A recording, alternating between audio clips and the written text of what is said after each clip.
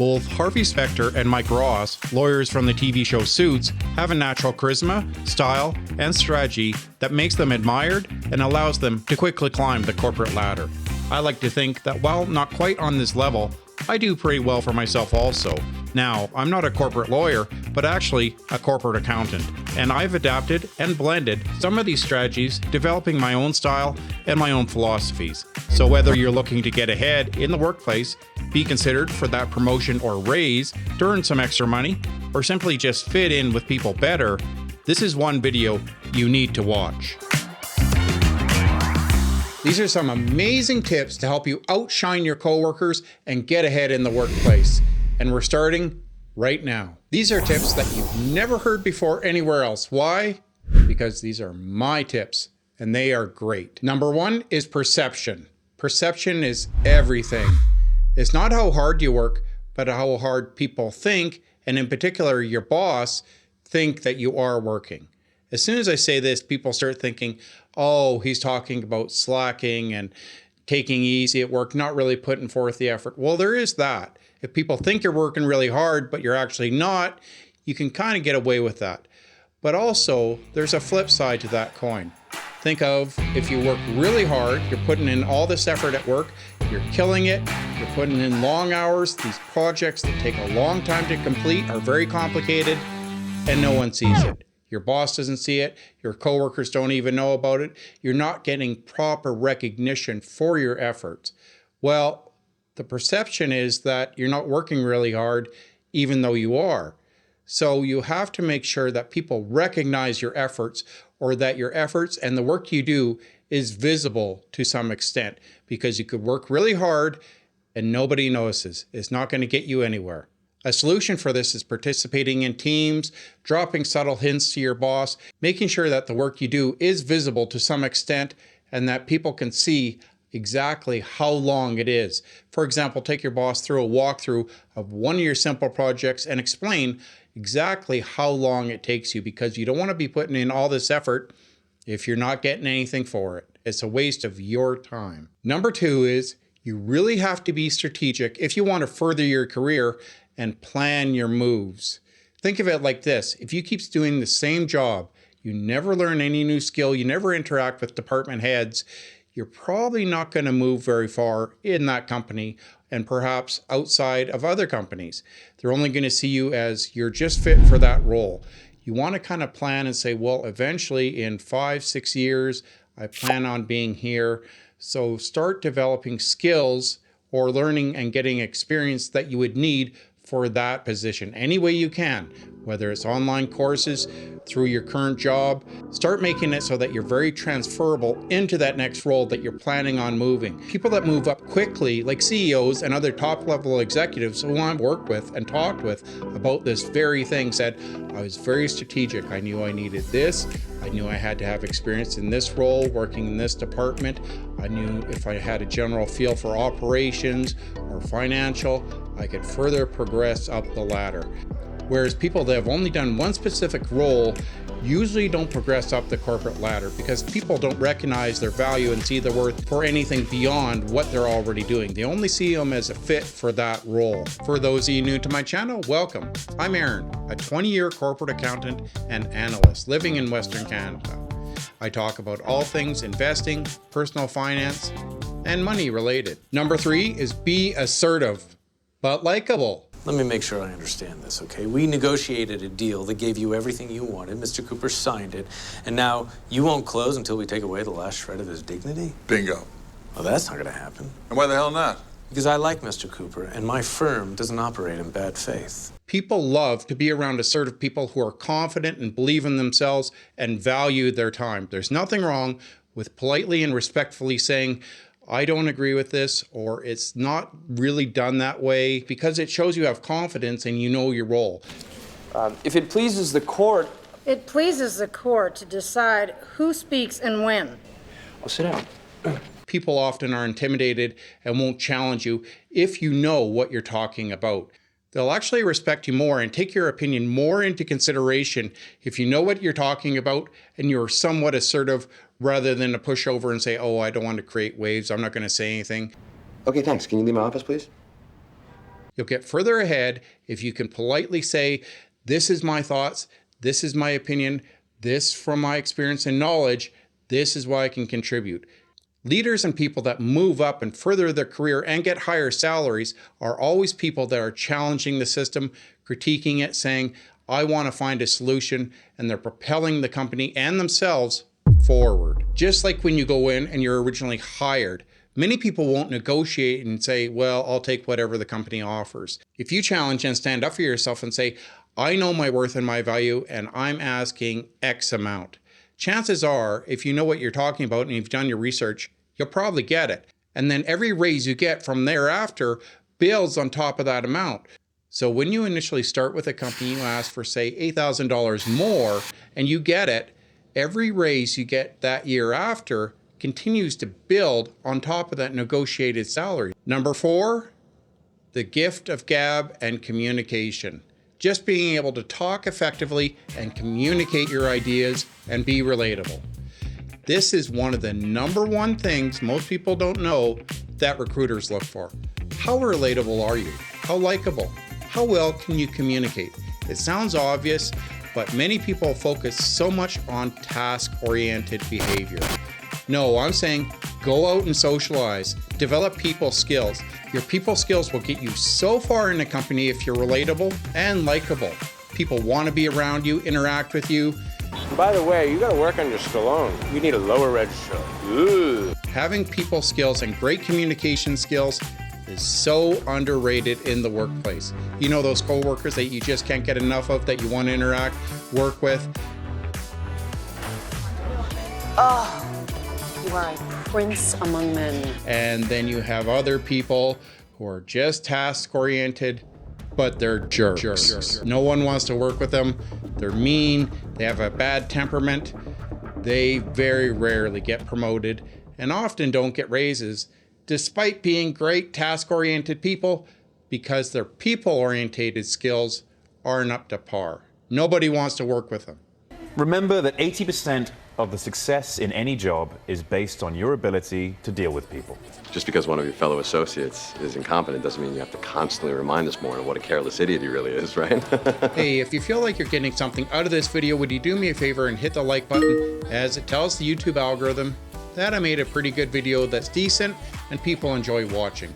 Also, consider subscribing if you want to learn more about personal finance and investing from a 20-year corporate accountant. Number 5, take advantage of what the company is offering you. What do I mean by that? When you start at a company, you either earn or you learn. So when you're starting out with a company, you want to learn as much as you can. Now, I'm not saying work overtime and take on all this additional work. Nobody wants to do that. But there's always things in a company that are so transferable to other companies in the event that you actually leave. So when you're handed a project and say, do you want to learn this software? Do you want to work on this project? Do you want to learn these skills?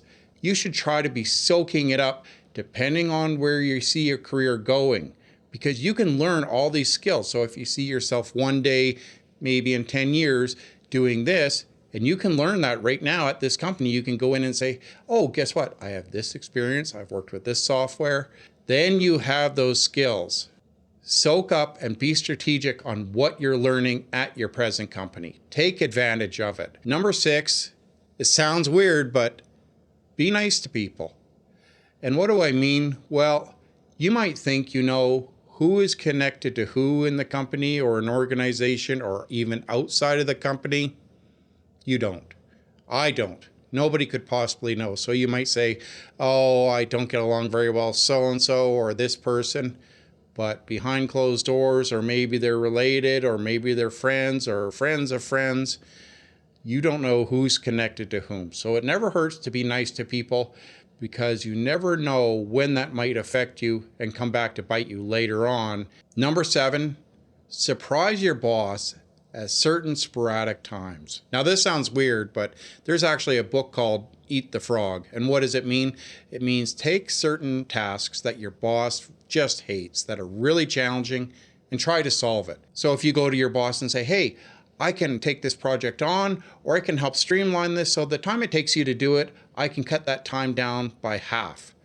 If you start doing stuff like that and eating the frog, doing tasks that your boss just really hates and just taking them on. Just watch how fast you'll climb up the corporate ladder. People will recognize you and say, wow, this girl or guy, they're a problem solver. Wow, they take something and they just go with it. They're able to figure it out. You'll become known as a superstar, at least in your department and maybe the company. I'm so very proud of you, Mike. Number 8, leverage your contacts. Now, I'm not just talking about the company, as you can use various people from other departments, but what about references? You always think, oh, my boss. What about their boss for a reference? If you have a good rapport and reputation at that company, use your boss's boss.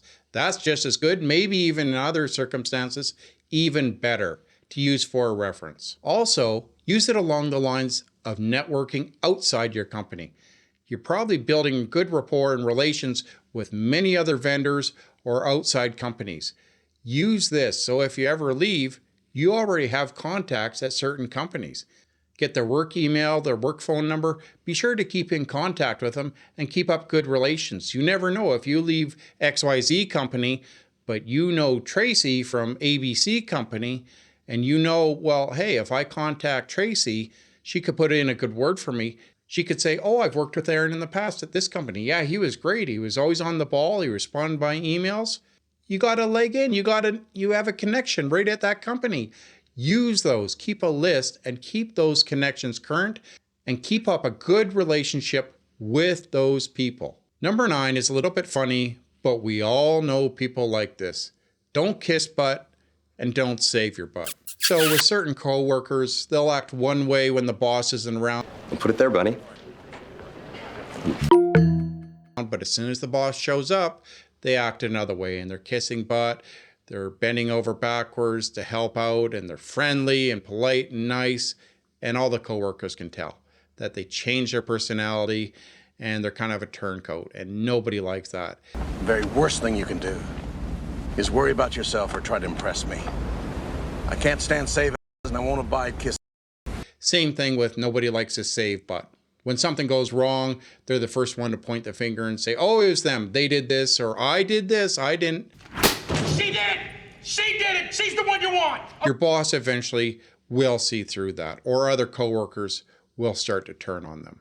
Usually it happens, not all the time, unfortunately, but people spot, okay, they're a sellout, they're gonna rat on me, they're gonna turn around and say it was my fault because of this and totally not theirs. So if that's the case, start keeping notes, but just don't do it. Try not to do it. If it's not your fault, tell your boss or stick up for yourself, but don't always be pointing the finger and don't always be kissing the boss's butt. Number 10, pay a compliment to your coworkers in front of everybody. Always try to beef up your coworkers. This is what Keanu Reeves actually does, and he comes off looking better. Actor Chad Stahelski has a wonderful vision for John Wick, and it was really an honor to work with him again. When he's given recognition for doing something great in a movie, he did this really well. Watch how he acts. He always pays a compliment, says, no, I had a great team. No, they're great to work with. You actually make yourself look better. I'm working with such great professionals and talented people. It's kind of like talking bad about another coworker, right? When you hear that and you hear somebody bashing another person, you kind of turn and look at them and say, well, that kind of says more about you than about them. And I kind of paint you now in a different light. It actually makes that person look bad. It's a detriment to their character. Same thing. If you talk great about another coworker, you actually come off looking better. Just make sure that the compliment is genuine and authentic. It'll come across and sell so much better if you actually mean it. And here's a quick bonus tip for you.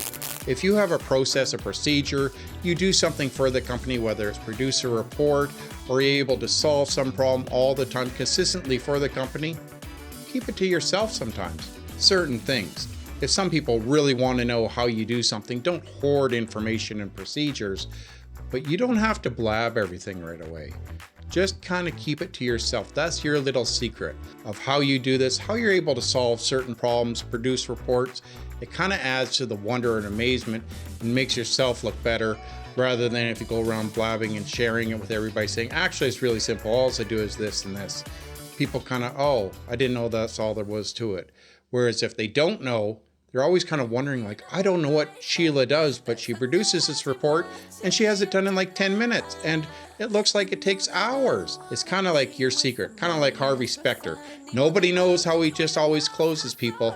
He just is always able to close. He's known as the best closer in New York. Harvey, I gotta know. What did you do to get Faye to go? What do you mean, what did I do? I'm the best closer this city's ever seen. I closed. Seriously, Harvey, I gotta know. And I hate to tell you this, Louis, but you never will. Well, he's not going to go and blab all his secrets right away. This is what I say to people. He just kind of, well, that's why I'm known as the best closer, and smiles. And people are always wondering, but they're still in awe of him. Same thing. You don't want to be blabbing all your secrets. The mystery and wonder helps sell yourself better as a superstar. Like I said, perception is everything.